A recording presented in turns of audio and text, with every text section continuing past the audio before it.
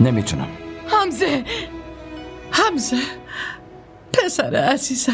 درسته. پس تصمیم تو اینه. اون وقت تصمیم منم بشنو. اینجا خونه منه. هر کیو بخوام میذارم اینجا بمونه و هر کیم که نخوام از اینجا میره. چی؟ این خونه از کجا مال تو شد؟ ندیدی بیرون که چی نوشته؟ منزل رفعت. خواستی میتونی دست زن تو بگیری و از یه اینجا لحظه بری. مامان بزرگ، من در این مورد حرفی ندارم بهتون بزنم. بیا حاله جان. یه لحظه. تو به خاطر این دختر مادر پدرتو ول میکنی؟ من ول نمی کنم بابا. شماها دارین بیرونم میکنین. اگه همسر من نتونه توی این خونه بمونه پس منم نمیتونم بمونم. حمزه